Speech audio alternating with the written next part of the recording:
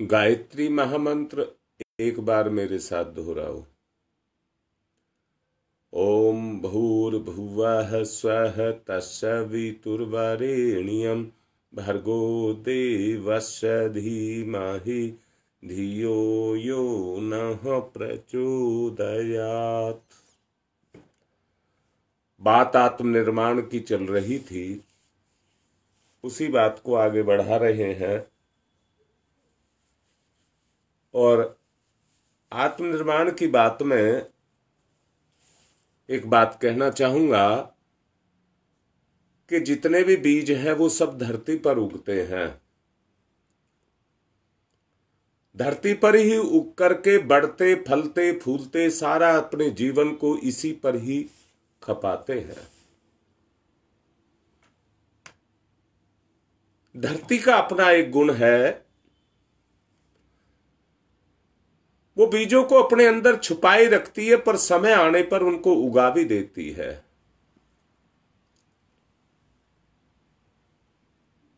प्रकृति की अपनी ताकत होती है जो धरती में छुपे हुए बीज को उगा करके बाहर निकाल करके ले आती है।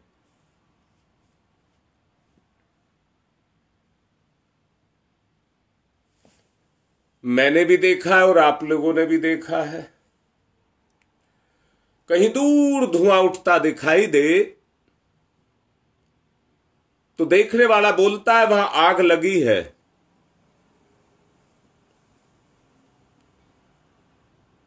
यानी कि आग का और धुएं का गहन संबंध है। जहां आग होगी वहां धुआं भी होगा। दोनों का आपस में एक गहरा रिश्ता है।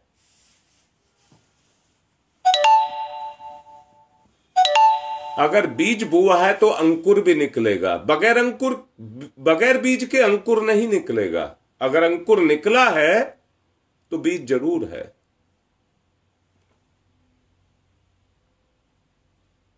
ये प्रकृति का नियम है। अब जो प्रकृति का नियम है, प्रकृति कण कण पर काम कर रही है।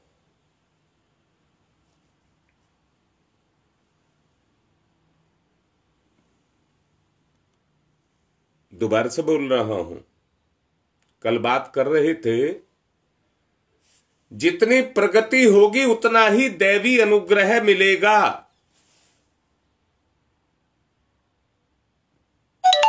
कल मैंने कहा था, जीवन को सफल, समुन्नत, परिष्कृत करने के लिए आपको उस बीजारोपण को करना ही पड़ेगा। बगैर किए कुछ नहीं होगा। बीज बोना ही पड़ेगा। एक दिन बचा है। आज 24 तारीख हो गई, कल 25 तारीख है, तो बीज की तैयारी कर लीजिए। बीज की तैयारी कर लीजिए। परसों बीजारोपण होना है। मैंने अभी आपसे कहा कि प्रकृति कण कण पर समाई है। ऐसा नहीं है कि आपके अंदर बीज नहीं है। दैवी अनुग्रह की बात आपसे कर रहा हूं। वो बीज, ये मत मान लेना कि आपके अंदर वो बीज नहीं है। सबके अंदर होते हैं। परमात्मा के जितने भी गुण हैं वो सबके अंदर हैं।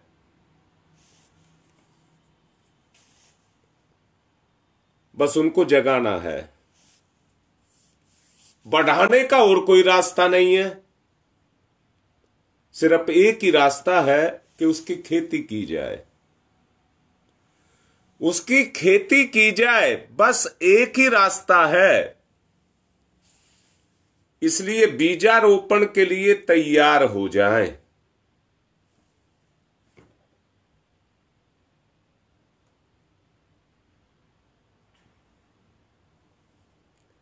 प्रगति किसी भी दिशा में बढ़ने के लिए और सफलता पाने के लिए, मनुष्य के व्यक्तित्व को विकसित करने के लिए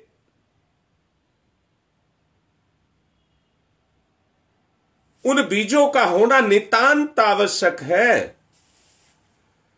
प्रगति उसी क्षेत्र में होती है जिस दिशा में आपकी गति होगी, उसी क्षेत्र में आपकी प्रगति भी होगी। प्रगति की शक्ति, उद्गम आपके अंदर है, वो शक्ति भी आपके अंदर है।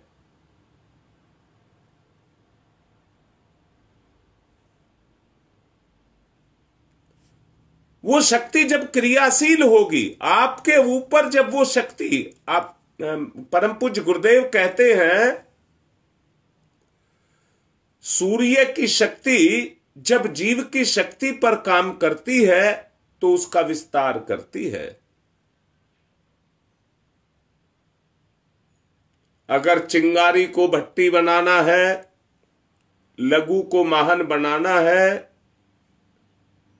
तो अपनी लघुता को लेकर के महानता के संरक्षण में जाना ही पड़ेगा, और कोई रास्ता नहीं है। देखो भाई, एक बात समझ लेना, बदलता है पर गुण, कर्म और स्वभाव ये बदलता है। तुम वही हो, जब जन्म हुआ था तुम वही हो।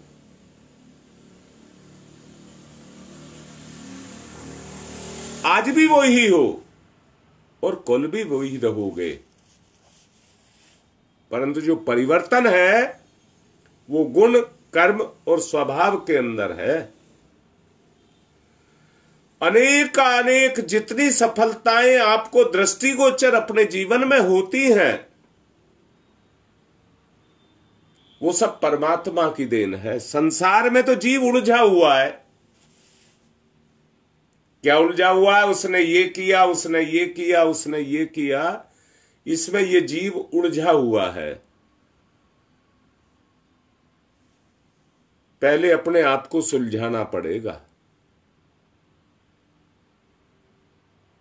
पहले अपने आप को सुलझाना, यानी कि उस उलझन को जो मेरे अंदर आ गई है उसको मुझको दूर करना होगा।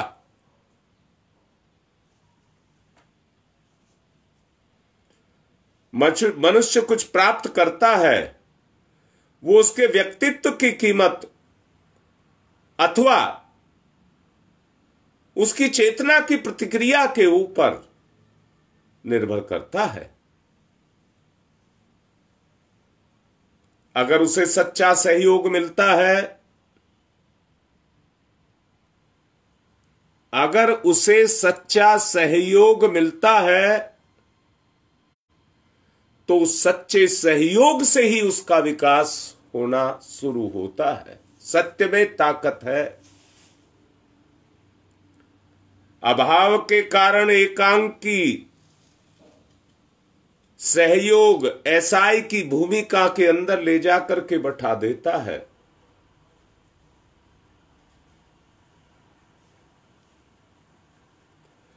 उस स्थिति में आदमी उपेक्षित रहता है, उपेक्षित रहता है।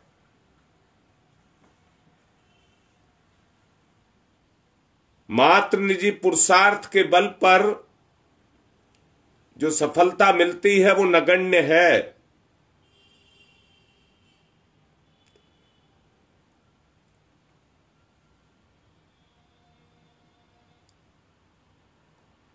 वो नगण्य है। अगर शक्ति का विस्तार करना चाहते हैं तो सहयोगी काम आता है। बीज बोने के लिए, बीज को उगाने के लिए मिट्टी, पानी, खाद, सूरज, हवा, धूप सबकी जरूरत पड़ती है। सबके सहयोग से ही वो विकसित होता है। इनके अभाव में जमीन में पड़ा हुआ बीज विकसित नहीं हो पाता। इसके विपरीत सद्गुणों के आधार पर जिनने दूसरों के हृदय को जीता है, उन्हें यथोचित सहयोग भी मिला है। आवश्यकता हृदय को जीतने की है। अपने साथ अनेकों के सामर्थ्य जुड़ जाने से पग पग पर सफलताएं आपके पास कदम चूमने के लिए आने लग जाती हैं।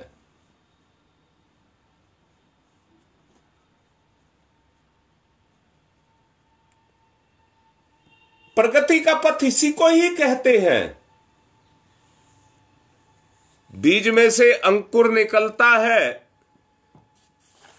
पर अंकुर अपनी गति को शुरू करता है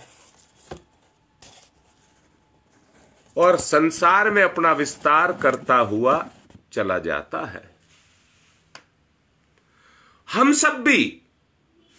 सबके जीवन का एक ही उद्देश्य है कि हमारी गति, आत्मा की गति परमात्मा में हो जाए।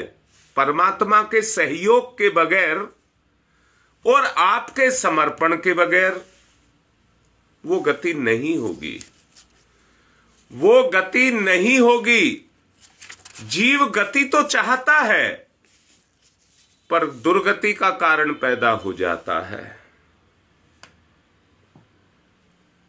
या फिर से कहूंगा, अंतराल व्यक्ति का जितना निर्मल, जितना पवित्र होगा, उतना जीव निष्पाप होता हुआ चला जाएगा। अंतर्द्वंद उसी के कारण पैदा होते हैं। जैसे जैसे पवित्रता, निष्कलंकता आती चली जाएगी, निर्मलता आती चली जाएगी, वैसे ही वैसे जो पर्वत लगा हुआ है अंतर्द्वंदों का, वो नष्ट होता चला जाएगा। दोबारा से कह रहा हूं, ये परिवार, ये समाज और मैं खुद भी उलझे हुए हैं। ये उलझाता है, मैंने ये किया, मैंने ये किया, मैंने ये किया।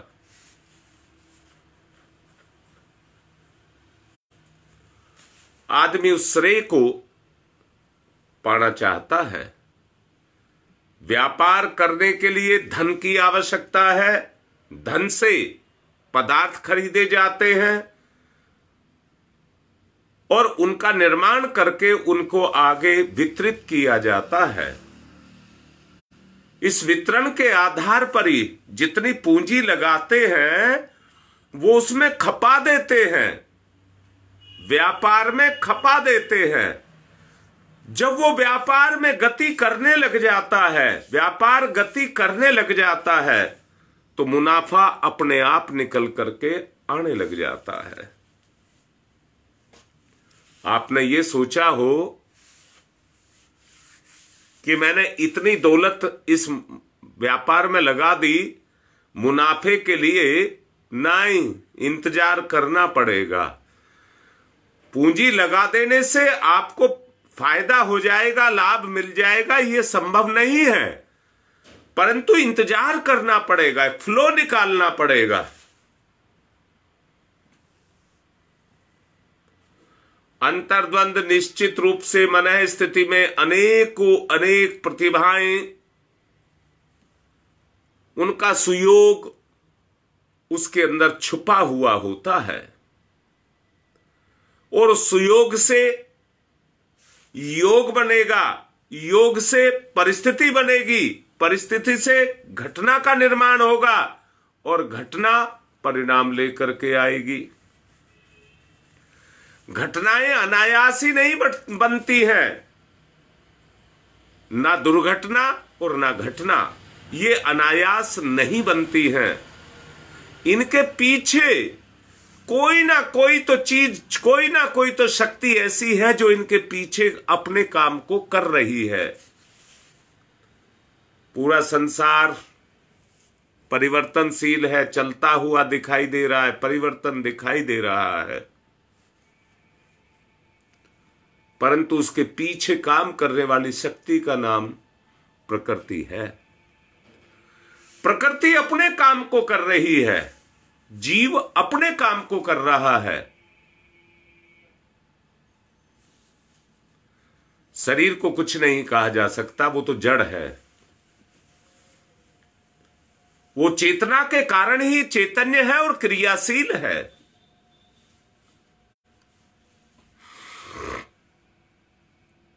अनेक प्रतिभाओं का जब सुयोग आपस में आकर के मिलेगा तो जागरण की प्रक्रिया शुरू होगी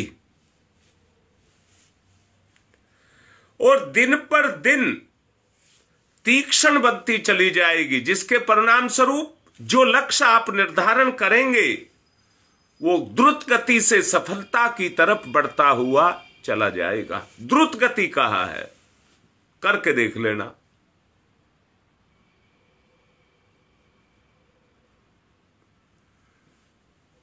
जब सहयोग मिलना शुरू होता है, साइकिल चलाने वाला साइकिल चलाता है और पीछे की हवा मिलती है, वहां विरोध नहीं होता, सहयोग होता है, तो चलाने वाले की ताकत में उस ताकत जो पीछे से उसको मिल रही है वो मिलती चली जाती है।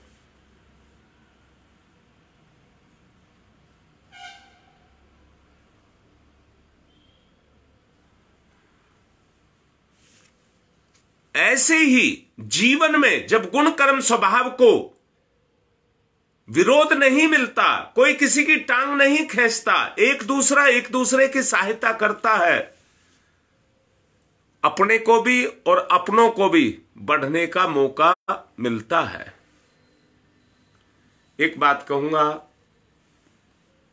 खरपतवार तो अपने आप पैदा हो जाती हैं, जड़ी बूटी और फसल को पैदा करने के लिए तो बड़ी मेहनत करनी पड़ती है, बहुत मेहनत करनी पड़ती है।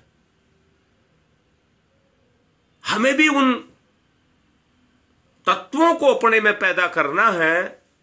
जैसे जड़ी बूटी रोगों को मारती हैं, वैसी गुण कर्म स्वभाव में उन गुणों को हमको पैदा करना है जो हमारी बुराइयों का दमन कर दे।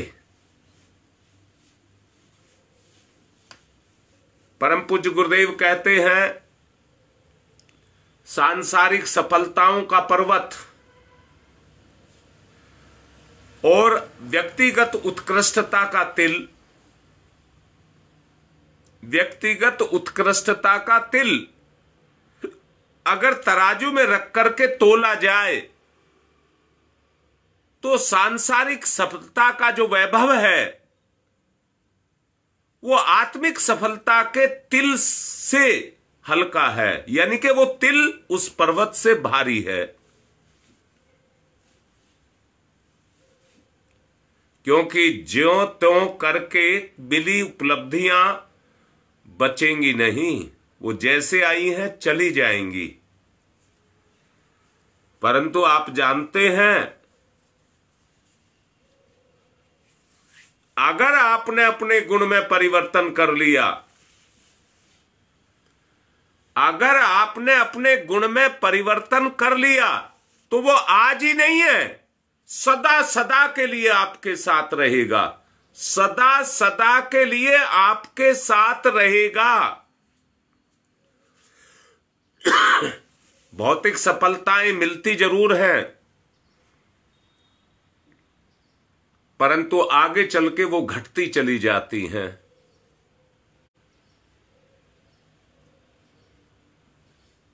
छोटा बालक या रोगी पेट की कमजोरी के कारण गरिष्ठ पकवान हजम नहीं कर पाते, हजम नहीं कर पाते। देखा होगा, अन्नप्राशन संस्कार कराते हैं तो बच्चे को पेस्ट जैसी चीज, ना तो वो क्या कहिए दूध है, यानी कि ना तो वो लिक्विड है और ना वो सॉलिड है, बीच की चीजों को पहले दिया जाता है। आंत धीरे धीरे अपने पाचन शक्ति को जागृत करना शुरू करती है और एक समय आता है, गांव की कहावत है, लक्कड़ खाओ पत्थर खाओ सब हजम।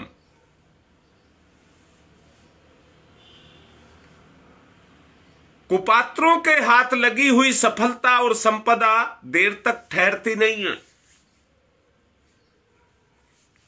देर तक नहीं ठहरती, क्योंकि वो उसे हजम नहीं कर पाते। वो बेतुके, उद्धत, अनर्गल उद्देश्यों में जाकर के खर्च हो जाती है और हानिकारक सिद्ध होती है। कोई धूर्त छल बल के आधार पर किसी से आक्रमण करके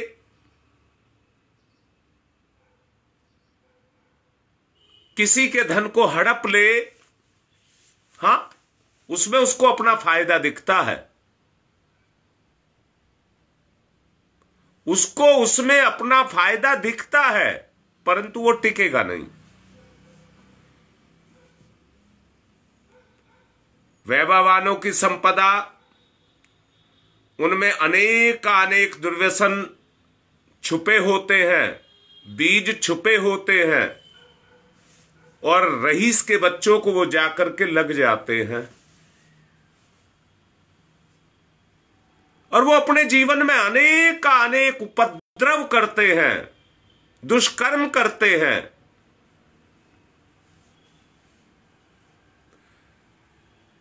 अनेक दुष्व्यसन जब बढ़ते चले जाते हैं तो उनके अंदर अहंकार बढ़ता हुआ चला जाता है। जिस तरह से छोटा बच्चा और बीमार पकवानों को हजम नहीं कर पाता, ऐसे ही कुपात्र भी उस संपदा को हजम नहीं कर पाते हैं। कुमारगमन की प्रतिक्रिया स्पष्ट है, आज नहीं तो कल उसका परिणाम भोगना ही पड़ेगा, बच नहीं सकता कोई। मैं किसी को यह मना नहीं कर रहा हूं कि वैभव घाटे का सौदा होता है, परंतु उसके लिए होता है जिसको फ्री में मिलता है, उसके लिए घाटे का सौदा होता है। जो मेहनत करके पसीना बहा करके उस वैभव को कमाता है और सही जगह पर लगाता है, वो उसके लिए सहायक सिद्ध होता है। मैं ये बात इसलिए कह रहा हूं कि मेरे ही अपने को ये इस बात को ना समझ बैठे कि मैं पैसे की कीमत को नकार रहा हूं। हां, एक स्तर पर नकारी जा सकती है, जहां सहयोग इतना प्रगाढ़ हो जाए, चाहने वाला कहे मुझे कोई सुख नहीं चाहिए, मुझे अपने रिश्ते की आत्मा चाहिए। जब इतना प्रगाढ़ आपस में संबंध हो जाए, तब वो अवस्था निकल करके आती है। अहंकार से प्रेरित कोई भी व्यक्ति होगा, वो दुष्टता पर उद्धत होगा।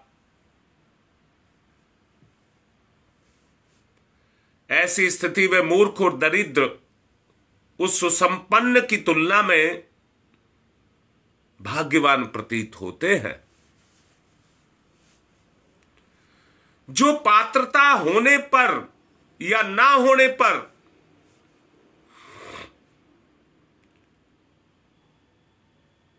जिसकी पात्रता नहीं है और वह अनायासी विभूतियों को प्राप्त हो जाए,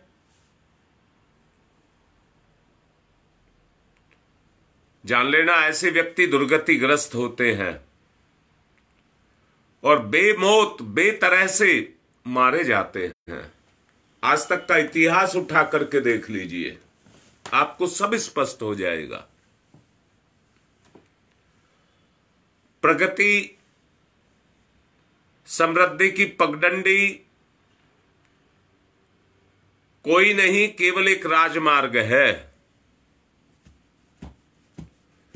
अपने व्यक्तित्व को समग्र रूप से विकसित करना, सुविकसित करना,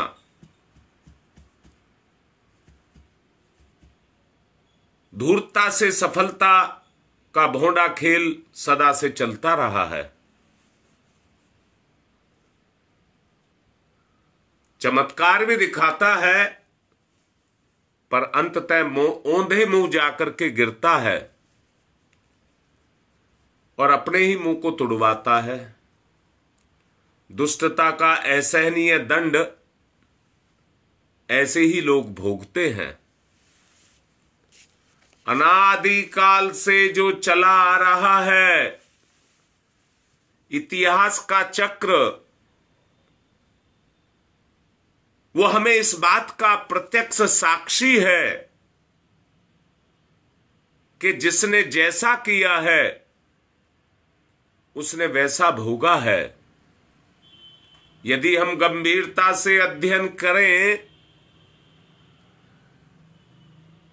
प्रगति होगी। तो एक बात और भी जान लें, गांव में एक कहावत है, काठ की आंधी एक ही बार चढ़ती है, बार बार नहीं चढ़ती।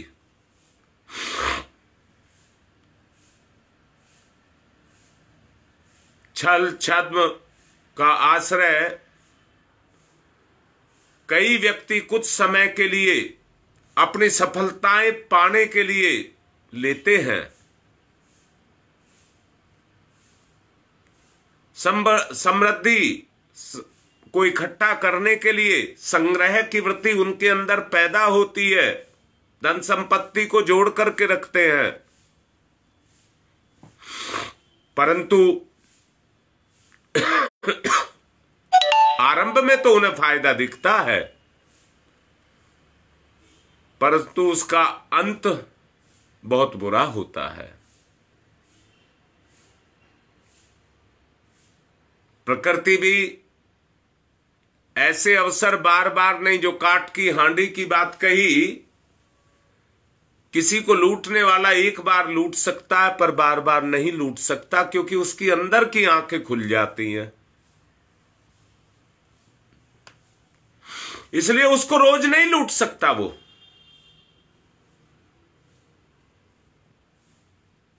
ऐसे व्यक्ति नई नई शिकार तलाश करते रहते हैं, नई नई शिकार तलाश करते रहते हैं।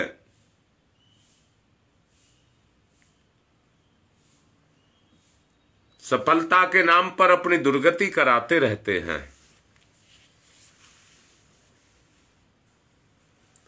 अगर वस्तु स्थिति को हम समझ सकें और उसकी जानकारी में ये तथ्य आ जाए, जानकारी के अंदर ये तथ्य आ जाए,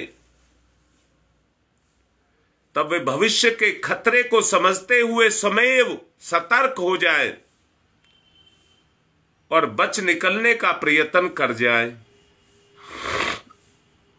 अनाचारियों के गठबंधन आपने बनते और टूटते देखे होंगे,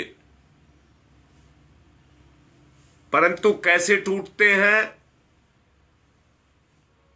जब उनके अंदर फूट पैदा होती है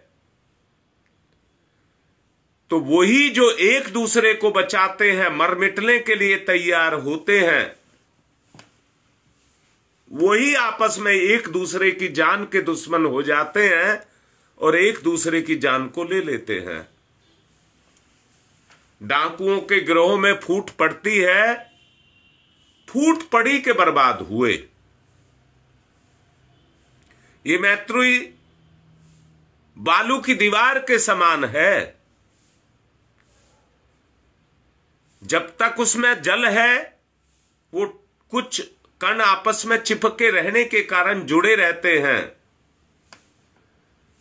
परंतु बालू पानी को पी नहीं सकता, मिट्टी की तरह से गीला नहीं हो सकता, इसलिए कण सूख करके झड़ जाते हैं और बालू की दीवार अपने आप गिर जाती है। क्योंकि वह अपने वजन को सह नहीं पाती।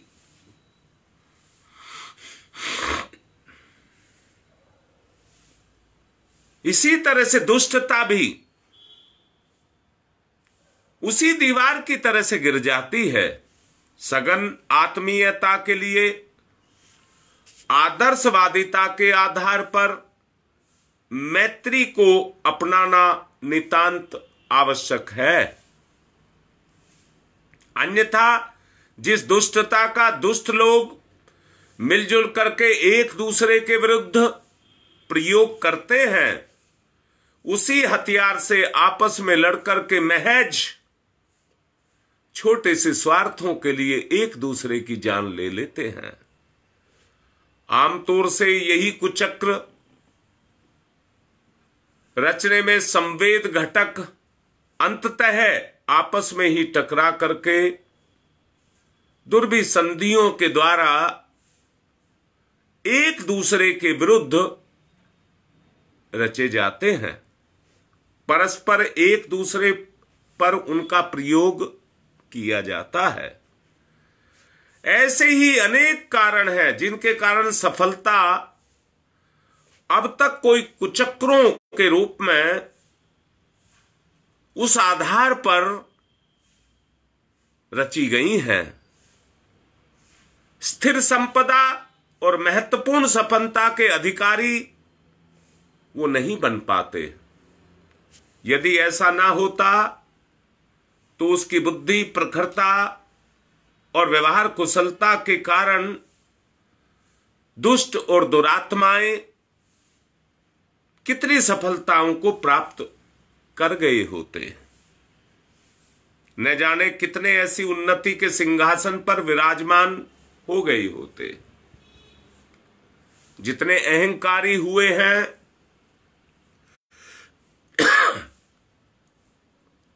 उन्होंने भी साधनाएं की हैं, सिद्ध हुए हैं।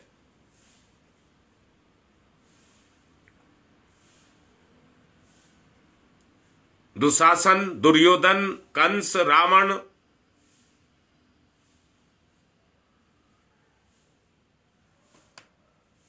जैसे व्यक्ति भी इस दुनिया में हुए हैं।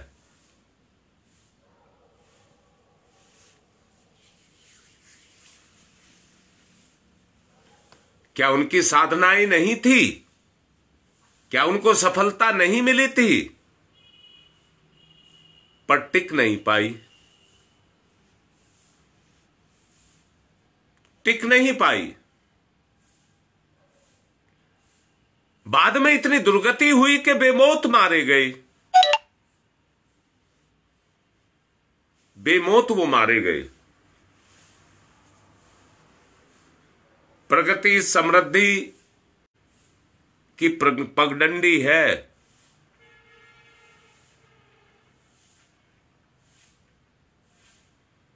समग्र रूप से अपने आप को विकसित करना होगा। धूर्तता का खेल नहीं खेलना है। आरंभ में जो लोग इस स्थिति को नहीं समझ पाते हैं, उन्हें वैसे ही अवसर बार बार मिलते रहते हैं और उनकी जानकारी में वही तथ्य आकर के बैठ जाते हैं।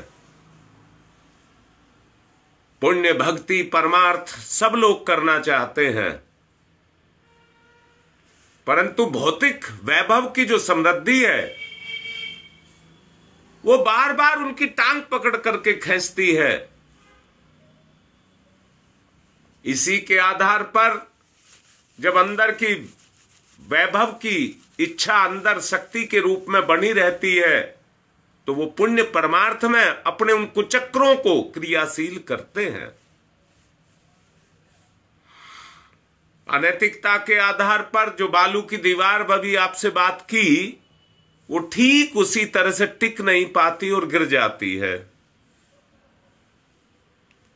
सांसारिक उन्नति का स्थिर और सुनिश्चित आधार व्यक्तित्व का सुविकसित एवं सुसंस्कृत बनाना और पुरुषार्थ पर अवलंबित रहना, यही उसका आधार है। यही उसका आधार है। इसी आधार पर व्यक्ति को दूहरा लाभ मिलता है, दूहरा लाभ मिलता है। सांसारिक सफलताएं, समृद्धि, प्रतिष्ठा, गौरव, ये सब अवसर उसको मिलते हैं।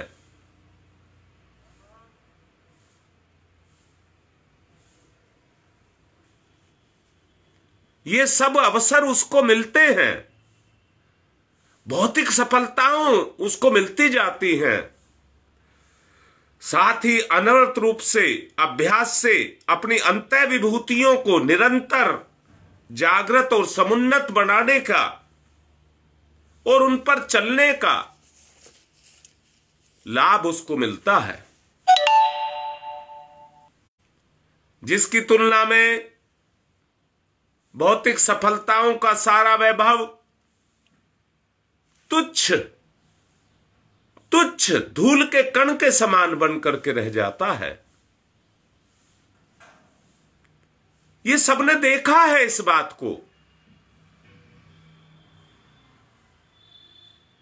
विभूतिवान जो व्यक्ति होता है वो कभी भी किसी भी स्थिति में रहते हुए भी अपनी विशेषता के कारण प्रतिकूल वातावरण को भी अनुकूलता में बदल रहा होता है। जीवन का सबसे बड़ा आनंद आत्मसंतोष है।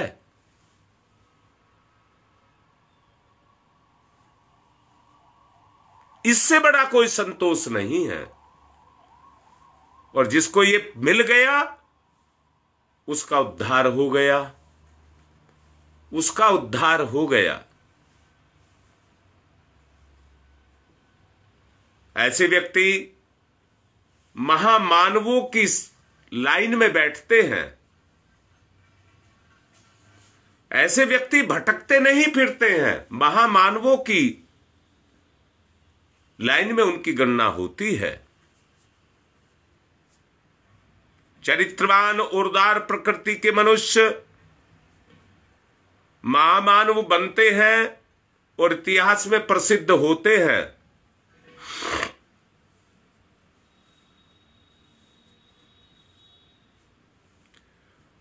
और अजर अमर देवताओं की तरह से, अजर अमर देवताओं की तरह से उनकी गणना की जाती है। उनके संपर्क और प्रभाव परिचय में आने वाले व्यक्ति प्रकाश प्राप्त करते हैं और ऊंचे उठते हुए चले जाते हैं।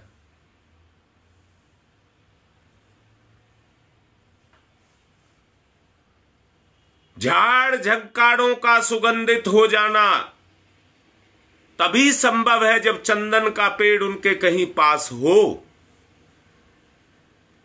वो तभी संभव है। अगर चंदन का पेड़ पास नहीं है तो वो सुगंधित नहीं हो पाते।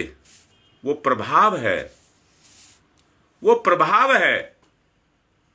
वो जिस पर चढ़ जाता है बदले में वो उसको उसी तरह का स्वभाव दे करके जाता है।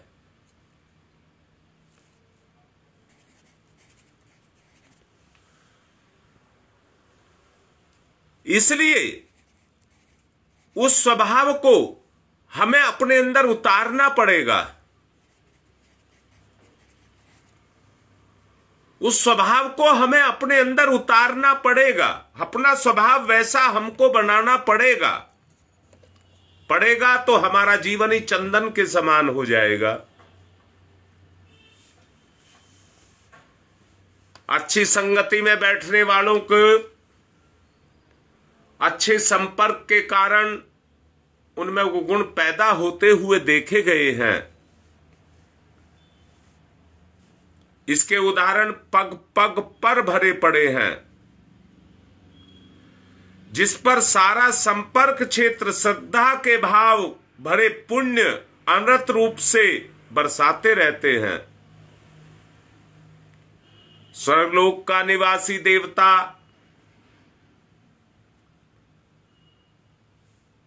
देवोपम मन स्थिति के कारण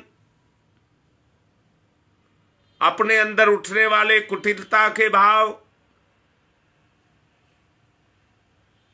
दमित होते चले जाते हैं और वहां पर श्रद्धा, चढ़ा वैभव, कमा लेने की संपन्न परिस्थिति उनके सामने पैदा होती है, जो उसकी तुलना की जाए तो स्वर्ग की संपदा से भी बड़ी होती है। इसी को कल्पवृक्ष के नीचे बैठ करके आनंद लेने की स्थिति को बताया गया है। और दूसरा, आदमी इत्र के कढ़ाव में खोल रहा हो, वो पग नहीं पाता, पग नहीं पाता। श्रद्धा भाव की शक्ति का ये मैं आपको उदाहरण दे करके उसकी लाभ की बात आपसे कर रहा हूं। समय ज्यादा हो रहा है, जो बात समझाई गई है उसको समझ करके उस पर चलने का प्रयास करें, लक्ष्य निर्धारित करें। परसों बीजारोपण होना है। आज की बात को यहीं विराम दे रहा हूं।